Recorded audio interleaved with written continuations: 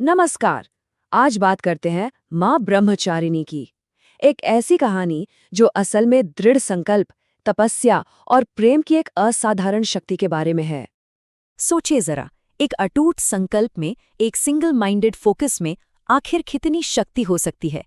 चलिए इसी सवाल के साथ इस कहानी में थोड़ा और गहरे उतरते हैं, क्योंकि यही वो सवाल है जो इस पूरी कथा के कह सकते हैं केंद्र में है। तो ये कहानी शुरू होती है एक प्रतिज्ञा से, एक अटूट वचन से।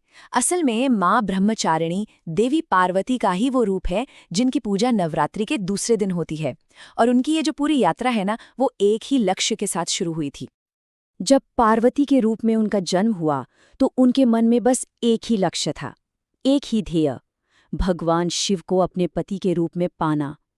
और बस यही एक प्रेरणा उन्हें एक ऐसे असाधारण रास्ते पर ले गए जिसकी हम शायद कल्पना भी नहीं कर सकते। और उनका नाम ब्रह्मचारिणी, ये नाम ही अपने आप में सब कुछ कह देता है। इसका मतलब ही है वो जो दिव्य तपस्वी आचरण का पालन करती है, यानी जिसने तप के आचरण को ही अपने जीवन का आधार बना लिया हो। तो एक तरह से उनकी पहचान ही उनके संकल्प से बन गई। और फिर उन्होंने वो प्रतिज्ञा ली जिसने सब कुछ बदल दिया। मैं शिव को पाने के लिए तप करूंगी, चाहे कितने ही साल क्यों न बीत जाएं। बस यही वो पल था। यहां से उनकी असली यात्रा, उनकी वो कठोर तपस्या शुरू हुई। एक ऐसा वचन जिसे तोड़ा नहीं जा सकता था। तो अब आते हैं कहानी के सबसे अविश्वसनीय हिस्से पर, उनकी तपस्या, हजारों वर्षों का वो कठोर तप। देखिए, उनका संकल्प सिर्फ एक ख्याल नहीं था, उसे तो हजारों साल की एक बहुत ही कठिन परीक्षा से गुजरना था। जरा उनकी तपस्या की गहराई को समझिए।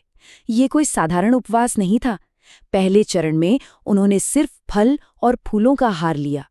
इसके बाद वो और आगे बढ़ी और सिर्फ सूखे पत्तों पर जीवित रही। और फिर आखिर में उन्होंने हजारों वर्षों तक बिना कुछ खाए पिए, मतलब पूरी तरह निराहार और निर्जल रहकर तपस्या की।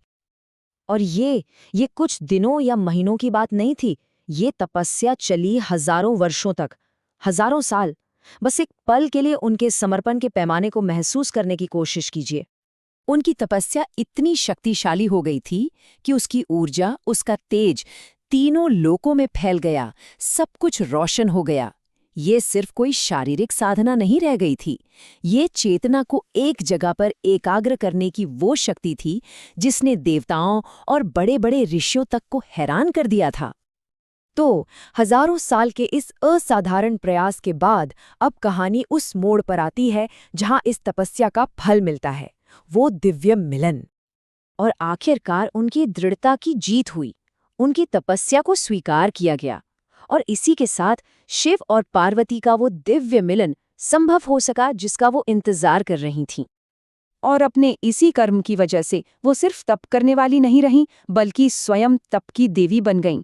उन्हें धैर्य की देवी कहा गया और वो शुद्ध संकल्प की शक्ति का सबसे बड़ा प्रतीक बन गईं। तो सवाल ये उठता है कि ये प्राचीन कथा आज के समय में क्या मायने रखती है? माँ ब्रह्मचारिणी आज किसका प्रतीक है? उनकी विरासत क्या है? चलिए जरा उनके स्वरूप के प्रतीकवाद को समझते हैं। ये बहुत दिलचस्प है। देखिए, उनके दाहिने हाथ में जो जपमाला है वो लगातार साधना और अभ्यास का प्रतीक है। बाएं हाथ में जो कमंडल है वो त्याग और वैराग्य को दिखाता है। और उनका वो तेजस्वी लेकिन एकदम शांत स्वरूप, वो हमें याद दिलाता है उस शक्ति की जो संयम से मिलती है।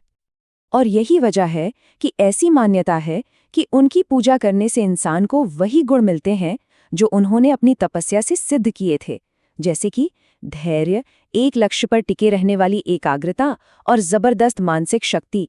और ये सब मिलकर ही तो जीवन में सफलता दिलाते हैं। और आखिर में ये कहानी हमें एक बहुत ही गहरे सवाल के साथ छोड़ जाती है। आज के जीवन में, इस भाग दौड़ भरी जिंदगी में सच्ची तपस्या आखिर है क्या?